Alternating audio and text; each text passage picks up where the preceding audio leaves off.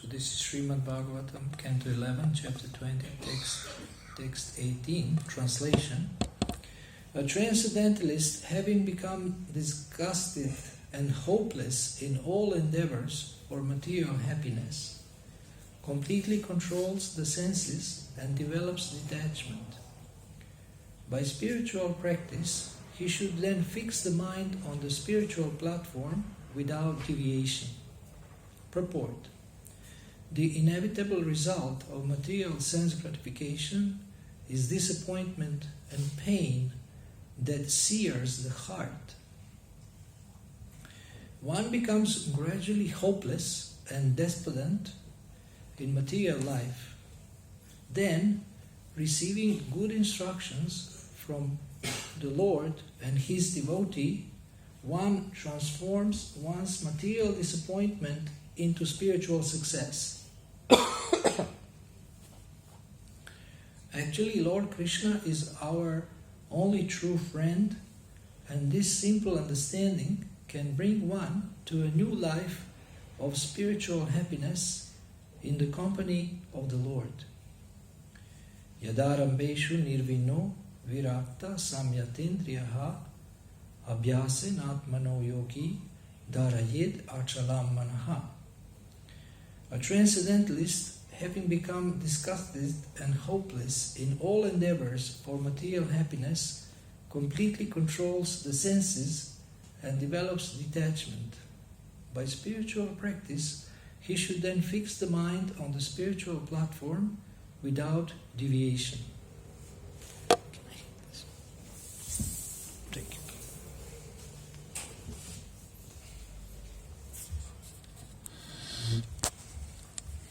So this is Lord Krishna speaking to Uddhava, and a big section of the 11th canto is called Uddhava Gita. The song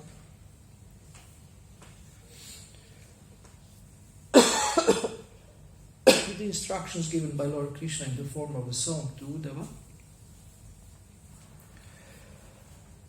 And here is many things are very relevant and obviously relevant to us. That someone who has become a transcendentalist, he had to go through frustration.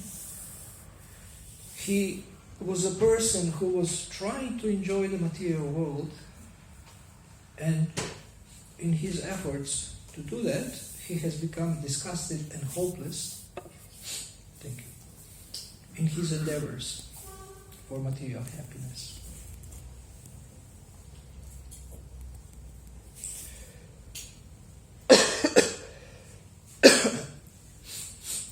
To me, one of the most important words in this verse is abhyasena, which means by practice. So many times people ask, how can I do this? How can I do that? How can I achieve this? How can I achieve that? And the answer is very simple: by practice, by daily practice. One of the best secrets or open secrets of success that I know of is daily practice. If you see any person who has succeeded in any area of life, it must be that they have been practicing and doing things every single day for a long time, or if not in this life, then in the next life, in past life they have been doing. But success is not an accident. And here in the purport there is a wonderful statement, and it says that one can transform one's material disappointment into spiritual success. Now, what ordinary people are trying to achieve is to turn material disappointment into material success. But this doesn't work. Sometimes it works, but it's temporary. The results are temporary. So we want to transform material disappointment into spiritual success. So we are very lucky that we were not successful or not happy in the material world. those who are happy and successful in the material world, they are very unlucky because they remain attached, they remain bound. Sometimes devotees come to me and say, why Krishna, why, so many people are happy, but I'm not happy. Why Krishna doesn't give me some happiness? People in the material world, family, house, job, and I have nothing.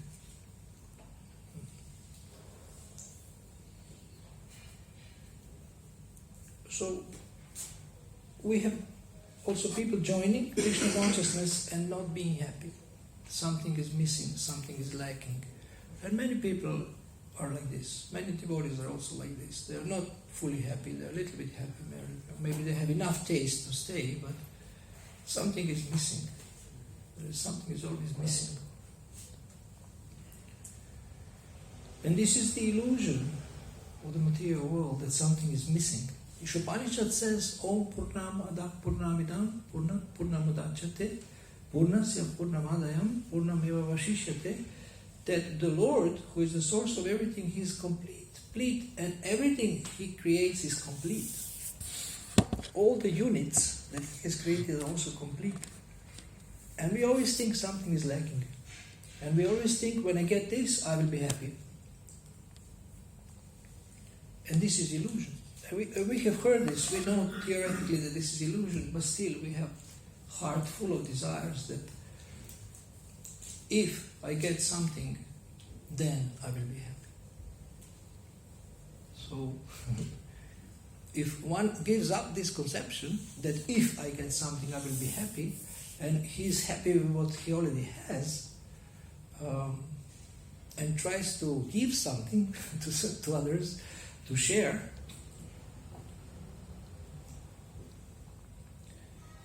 then he can experience permanent happiness. The word Sanatana Dharma is really amazing. It describes our eternal position, and it says that our eternal nature is service. And the service includes giving also. So, Krishnadharma Prabhu, whom many of you know, who has compiled Mahabharata and Ramayana, he has amazing Facebook posts. I highly recommend. Very short, one sentence, but very, very deep, very relevant and inspiring. And he wrote once that those who are happy on this planet are those who give, not those who take. So you have heard this many times, that happiness is in giving, but still many of us think, I will be happy when I get something, not when I give. And we have gotten so much mercy already, and we're trying maybe to share it, but we're not aware of the value what we are sharing. Like, for example, you are distributing books, but it can be mechanical. You maybe have some like Vaishya quality, and you can sell anything. I met such devotees who were extremely successful Sankirtan devotees, and they can sell anything to anyone. Somehow they have this Shakti. But they were not aware of the value of what they were giving to people in the form of Srila Prabhupada's books, and they stopped doing this and then continuing selling something else. And sometimes I remember my former spiritual master, he was saying that we are selling these books for a price. I mean, in our zone, in the this middle or Eastern European zone, we actually sold books for a price, not for a donation. We always sold a book for a fixed price, because people there, they appreciate more if they pay a fixed price. And then he was saying that how much they give, 10 euros, 5 euros, or pounds. This this book is worth its weight in gold minimum, but even we can say 100 times more.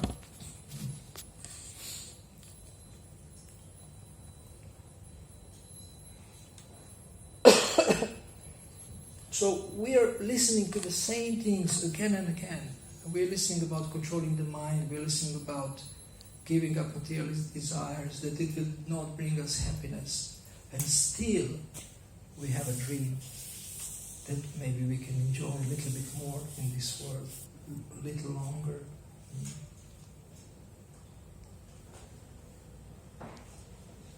And then what do we say about this? We say, well, it's my nature.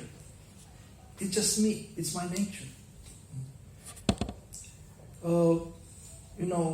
What can I do? I have these desires. So what can you do about desires is that you can choose what you desire. You say, but I'm not choosing. I think these desires have chosen me. I'm not choosing these desires. And they're very strong. They are like part of me. But can you maybe step aside a little bit and look at your mind, which has thinking, feeling, and willing, thinking, feeling, and desires, and look at your desires as something. Look at some from the side. Look at these desires as something that is maybe not you. This sentence, "It is my nature," is, although it's true that we need to engage our conditioned nature in Krishna service and purify it, but also it is my nature. This is one of the greatest excuses that exist in the material world. People who are outside of Krishna consciousness, they use this excuse a lot. And devotees' great excuse is, "I'm not qualified." If you ask a devotee, "Why don't you give a class, or why don't you preach, or why don't you become a leader, or why don't you take responsibility?" "I'm not qualified." So both groups have favorite excuses. And what is the result of making excuses? The result of making excuses is that you don't get good results if you make excuses. So excuses, according to coaching philosophy, are actually a great obstacle to achieving results and success. And we always make excuses. The nature of most people's mindset, including many devotees, I have this privilege to talk to many devotees, is that we all make excuses all the time, consciously or unconsciously. And this is a great obstacle. So if we can just remove this, like if you drive a car and you press the brakes and also press the accelerator, and you see the car is not going so well. And then your friend is sitting next to you and say, "But why are you pressing this brake?" "Oh, you're right. Maybe I should lift my foot." And you lift your foot, and then the car goes really fast. So apart from positively being engaged in devotional service, it's good to actually remove obstacles. Yesterday we spoke about, with some devotees, about obstacles, and it's good to actually avoid what is unfavorable, because this can speed up our advancement. But on the positive side, also to be engaged in something that is very, very favorable.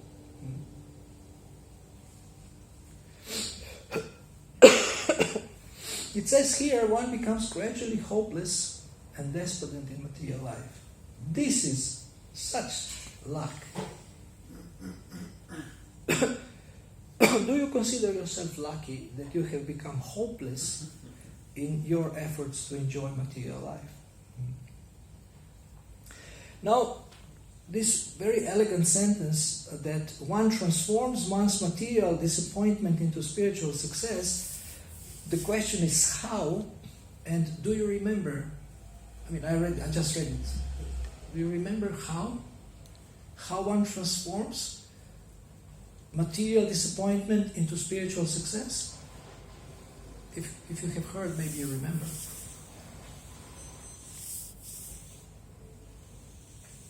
Yes? By looking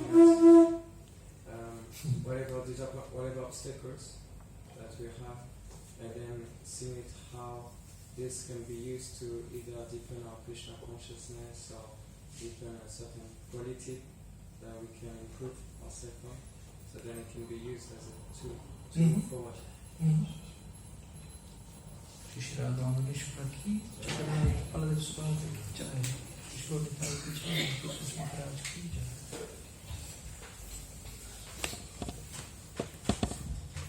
What you said is good, and it's related, but I'm looking for the point that was made here in the purport.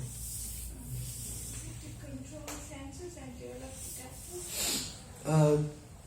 What you are saying is in the purport, but this is not it. It is in the purport. Fixing mind on the spiritual.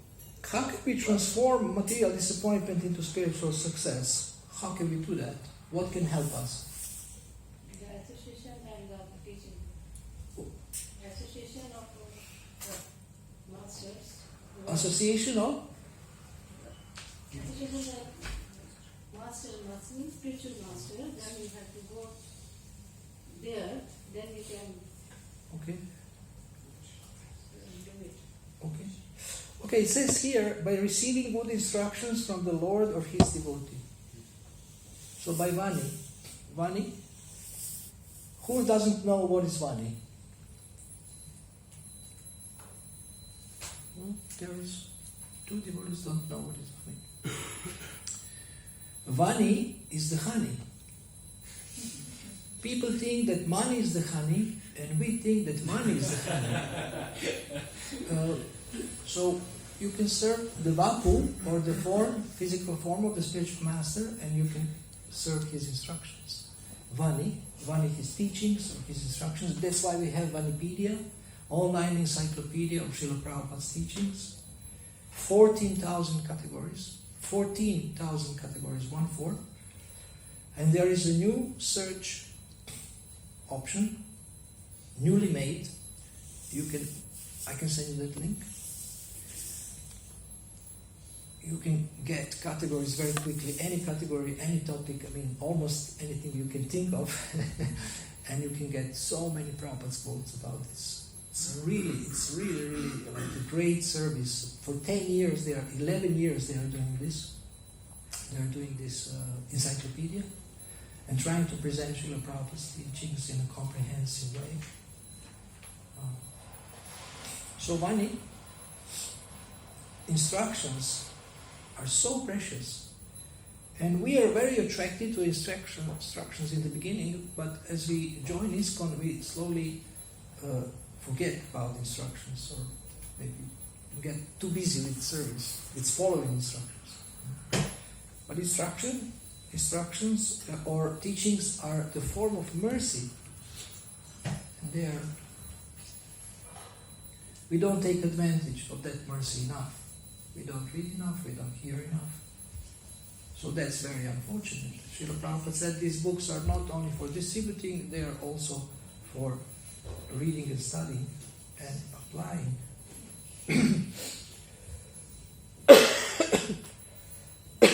Here it is mentioned that Lord Krishna is our only true friend. In the Bhagavad Gita it is said, Sukhridam Sarva Bhutanam, that Krishna is the greatest friend. Sukhi.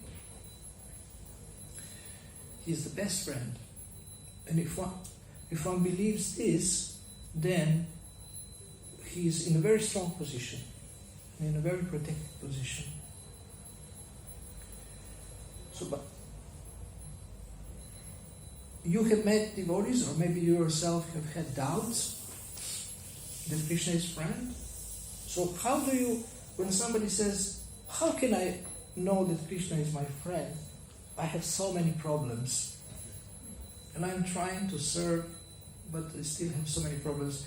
I'm trying to surrender, I still have so many problems. So how do you preach to such the person who makes such a statement?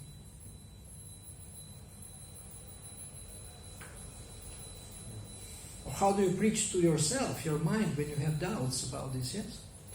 Having friendship in that way with Krishna doesn't necessarily mean we won't face problems, but you've got someone to take shelter of in the midst of problems, and so it will not affect you as much as otherwise. You just take shelter of Krishna. So you had that experience yourself. Krishna helped you. Taking shelter of even though one's got various problems and things to deal with, by taking shelter of Krishna, you're better equipped to deal with it and not be so affected by it. Mm-hmm. Okay. Thank you. Yes. Be patient, stick to the process, and in due time, your problems will fade away. New problems will come, but your problems will fade away. Well, I'm not sure about that. This is They say that as you get more advanced, the tests get tougher. The tests get heavier. So, but the problems that you experience in that moment probably will be gone. At least this one will be gone. This easier one. Okay, that's a little bit reassuring and consoling. But what about the new ones and the heavy tests? Okay, yes.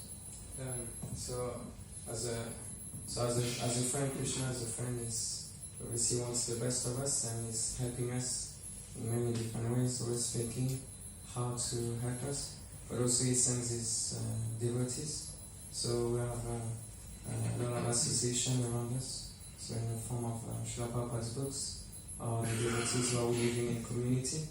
So we can, so Krishna through the devotees can help us and guide us. So we always have access to that as long as we can reveal our hearts and know how to associate with the devotees. Okay. So this is something practical, but sometimes devotees say that nobody cares. Nobody approached me. Nobody ever asked me how I am. That's why I left ISKCON. I went to another community, and people are so kind, and they really care about me. I'm not so Krishna conscious now, and I'm not following everything, but at least they're kind to me. So they leave. But through the association of devotees, we can experience Lord's care. And Mother Teresa said that if we don't show people that God cares about them, how they will know it? So she took responsibility to be an instrument in Lord's hands and care for people. So through devotees we can see that He is friend, if devotees are friendly. So you can be an instrument in Lord's hands by being friendly, by being kind to people, by being supportive and encouraging and helpful, and in this way help to increase their faith. Niranjan Maharaj, who was very successful in developing a devotee care system in Ukraine and I think in parts of Russia, we asked him, in Italy, what is most important in devotee care? And he said, to grow their faith. To grow their faith. To help devotees develop their faith. Because if someone has faith, he will face anything and he will never leave. He can go through anything if he has faith. That's the greatest gift. If we can instill faith or inspire faith or show by our own example how much faith we have despite all the trials and tribulations, this is such a precious thing. You wanted to say something? You? No? But you were raising your hand, no? Dancing? Then you answered. Joy, love, and what was this? Joy, love? Joy? Bliss. Bliss. Ananda. Okay. Okay, so we can ask this hard question: how much do I really have faith that Lord is my best friend? But if you have friends among devotees, I mean, it's not so difficult to believe that. Krishna's devotees are my friends. Devotees. Sometimes devotees tell me, if you ask me how I'm doing, then I believe that God didn't forget me. I mean, somebody who lives far away. Not me, but anybody, if somebody asks me how am I doing, then I believe that Lord didn't forget me. And this is also illusion, because Lord never forgets that person forgets the Lord. But I'm just saying that through the devotees, people can get faith that the Lord cares for them. And this is why we try hard to develop devotee care systems and mentoring systems, like inspire devotees to become caregivers, mentors, counselors, coaches, and what else? Maybe sometimes therapists. Tripad Prabhu, you know Tripad Prabhu? He's our receptionist. He's almost a legend. But why? It's not only because of picking up the phone, but because he has an attitude of helping people. He wants to help people. I have seen it myself. He also helped me when I was here.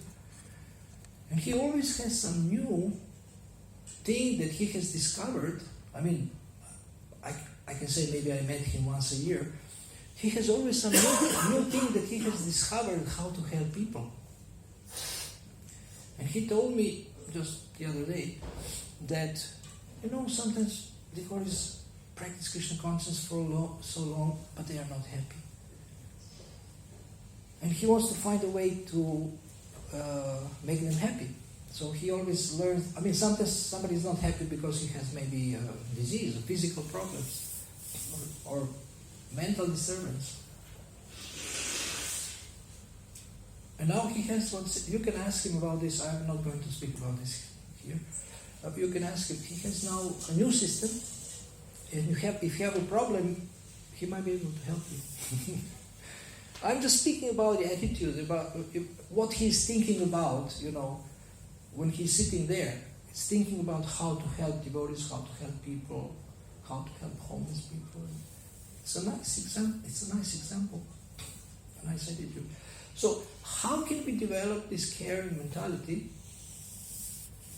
if we don't feel like this at the moment? Well, you know that in marketing, what is most important in marketing? What is the most important question in marketing? Selling anything. The client? Huh? The client? No, question. I'm asking what is the most important question in marketing? Yes, the client is the most important person, but what is the most important question? What do they In want? relation to a client, yeah? What do they How want? much? Yes, what else? What do they want? What? What do they want? What do they want? Okay, we're coming close. Do you know what is WIFM radio station? What's in it for me? Yes. This is such a simple question, but it's so deep. What's in it for them? Like you may say, I'm a great life coach, I have 3 diplomas, I have so much training, I have 1,000 clients and 2,000 sessions, and they say, I don't care. So how they will know that you can help them? Have a trial session, and then see, okay, let's have a trial session, and if you think I can help you, we can continue and you can start paying me. I don't do that, I don't charge, but I mean, just in case somebody is a coach. And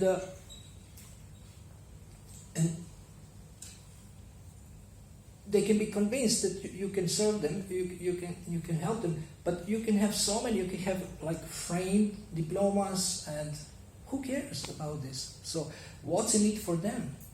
So if you want to sell anything, you come with books and you are so convinced about their value, but people are not convinced. So if you say something that triggers this thought, oh, there is something for me in there, then they will be interested to buy it.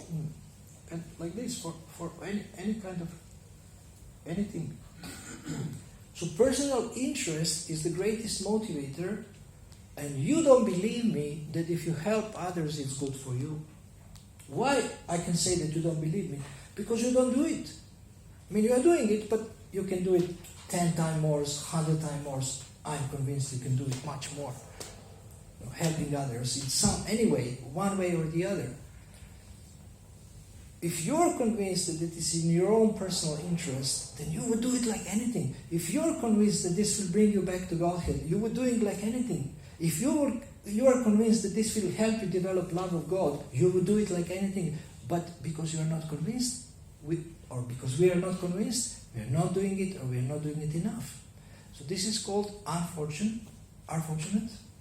And Bhagavan means fortunate. So if you want to become fortunate, I'm not concocting this. Krishna says the most dear to me is the person who preaches, is helping others. And, and I heard that in Ukraine, there was one Mataji who never gave up on devotee care system. Everybody gave up. It broke a few times, didn't work. They wanted to shut it down. And she continued. And now they have 150 mentors. Can you imagine that? So at least these devotees are committed to get trained. Maybe they are not so skilled at the moment, but to get trained to support others, to help others. And maybe I say this always when I come, I don't remember, but I say this in many places, that our movement is so amazing. Just look at this temple.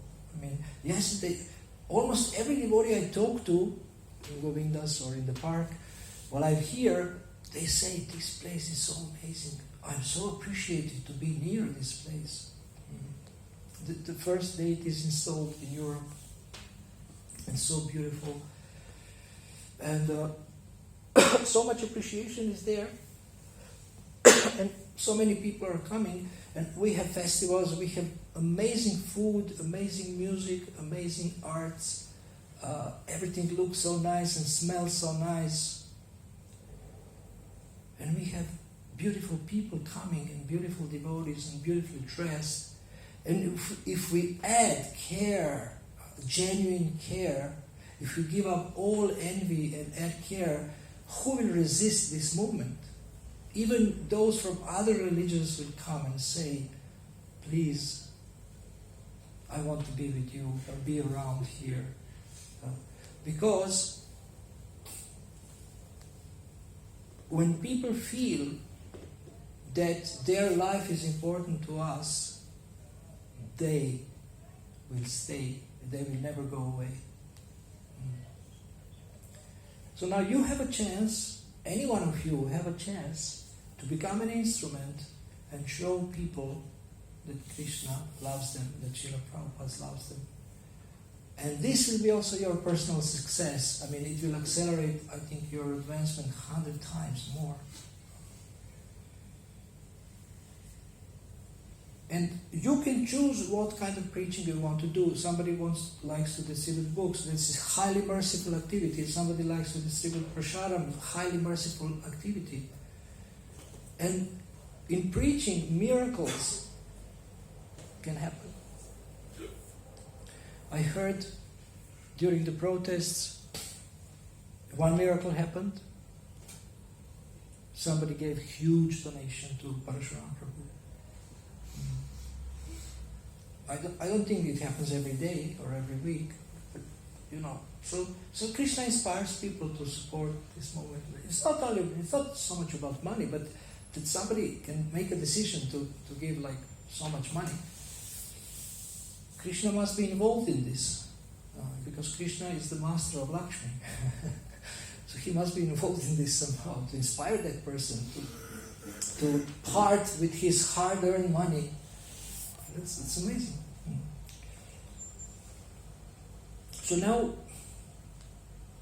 if you are at least curious and you believe me that it will benefit you, then look into those devotees who are doing this already in one way or the other, and then ask them, how are you doing this? I mean, can you help me develop this mentality? Like, for example, management is also highly valuable because management facilitates everything else, even care for management facilitates. So what does that mean? That okay, maybe you're not inclined to be like a nanny or a nurse care, but you support this, you support people's development by managing, organizing everything very nicely. Prabhupada said, we should all be expert preachers and managers, or both of these things. And not all of us can do both things, but we can work together and somebody can do one thing and another thing. And if we are doing really amazing things and we are losing people, we are not successful. We are bringing in new people, but our devotees who don't feel supported or cared for, they leave and go somewhere else. And now there is so much competition. There is New Age groups, there is all kinds of spiritual groups, healers, yoga teachers. Now yoga teachers, there is millions of yoga teachers. Life coaching, nowadays everybody's a coach. No, psychotherapists become coaches. People who are really Vaishyas become coaches, and coaching is more Brahminical activity, but they see it's a good way to make money, so they call themselves coaches. You have coaches for the body, like a personal trainer, and so many kinds of coaching. Coaching is a buzzword, so and also it can attract customers. And so we are not the only spiritual group. People go to other groups. Sometimes our own people leave because they have been maybe fried or something. And so along with all of these things that we have, if we add this dimension of showing genuine care for people, not sentimental care, but care in all kinds of ways, like holistic care, body, mind, and spirit, and then this movement will be irresistible. It's already quite irresistible. Sometimes a little strange for people, the dress, but and if you read the introduction to Science of Self-Realization, Mukunda Maharaj describes very nicely how Srila Prabhupada was so caring. And Vijay Venugopal Prabhu from Middle East, he is the veteran of Bhakti Vriksha program in the Middle East, Jagtaka Maharaj's disciple. He compiled a book of almost 100 pages, which is called Care Personified, and it describes many anecdotes of Srila Prabhupada's care for devotees in 7-8 areas, not only one area, 7-8 areas. So if you read this, I think you can be inspired to add more care, more being personal to your own service that you're doing, or maybe dedicate more to that area of service.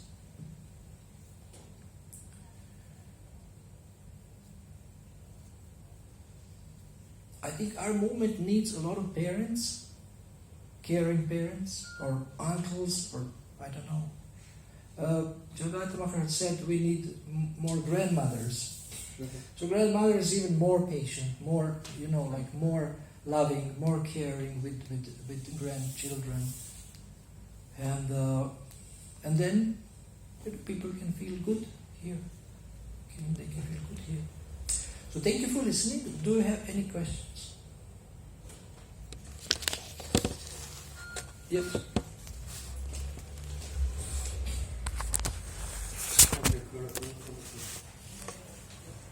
Hare Krishna.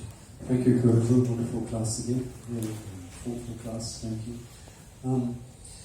Say a devotee is engaged in caring for people like 6-7 hours a day in regards to distributing books. I mean, that must be one of the most wonderful things you can do, caring for people. Then, when they finish book distribution, then when they come to the temple, back to the temple, then they're kind of quite insular. They're quite, they don't carry the same mood as such. Perhaps more for taking care of their own sadhana and own practice. But if the question makes sense, how can we spread the feed. We're distributing books and we really want to help people, but then in the association of devotees, it may not be there as that same mentality might not be there. It's just about trying to find some space on your own and do your own thing. Does that make sense as a question? What is your question? How can we be always? How can a Buddhist always, or someone who's preaching, also have that same mood within the association of devotees, trying to help people? Sorry, complicated. Distribute books to devotees. or inspire them to read them more. If Sankirtan devotee is reading regularly, because this is the best thing he's giving, the books. So, distributing books to devotees is also important because devotees don't read books very much. So, they're too busy. So, It's like sharing Prabhupada's books, reading them with devotees and sharing. I was treated by Harinamananda Prabhu, a legend from Switzerland. I was treated in such a way. There was one very famous, I don't want to mention his name, very famous authority and Sankirtan devotee who preached to me to go out on books, and he fell asleep. He said, "You are so hard." He was also tired from his journey. "You are so hard," and he fell asleep, and I left. Then Harinamananda Prabhu came, and he said, "Oh, Krura, you are translating books. If you didn't translate books, I couldn't distribute them. Your service is so important and so valuable." And he didn't ever tell me to go out. And after having his darshan, I went out. Door to door, maybe a couple of days in one marathon, and distributing something. So, why I'm saying this, that Sankirtan devotees can share their compassion that they have also with the devotees in the temple, that they have for people. They can share their realization, they can share their reading. And he was doing that. And devotees were so inspired by him.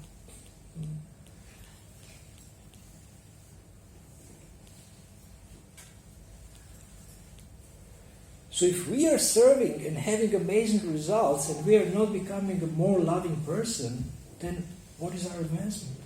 More compassionate, more patient, then what is our advancement? If we are not developing saintly qualities. So I think this is a topic for the Ishtagoshti, like Sankirtan meeting.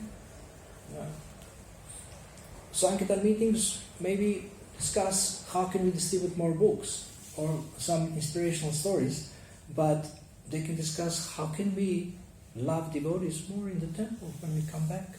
Harinamananda, he was saying that I'm only distributing books and everything else is done by others. Cooking, car repair, facilities to stay in the temple. I get clothes, I get money for the gas and so many things. He said, out of all these activities that facilitate book distribution, I'm only distributing books. So why I'm so important? So he had this amazing perception of his service. While other devotees, they think that they're most important in the universe, but those who think like this, after some time they stop distributing books. They lose because they're too proud. So,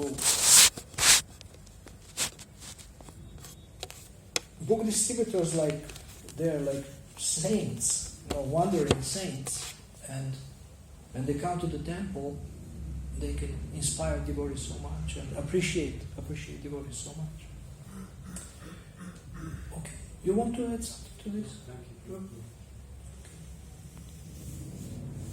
Yes? I'm just wondering how in the chapter 12 of devotional service about the verse was mentioning about the qualities that are dear to Krishna. And the first one who is not envious, but is a kind friend to living entities. So if you maybe could speak a few words about it. Srila Prabhupada gives a very tough definition of non-enviousness or non-violence. He says non-enviousness means, if one is not preaching or Krishna consciousness, he is envious. So non-enviousness doesn't mean that, I don't care if you have something. I'm not jealous or envious if you have something. But if we don't actively give something to people, support people, help people, give them, preach to them, support them on their spiritual journey, then we are envious. I was a little shocked when I read this. If you don't actively help people, you're envious. Not only if you're not disturbed if they have something, but and this is the greatest obstacle actually in relationships, in cooperation, in devotee care. There is very bold coaches who say the greatest obstacle in coaching is the ego of the coach. They don't say like unserious, not serious client. They say the ego of the coach is the greatest obstacle. So imagine if we can think like this. I am the greatest obstacle in helping devotees.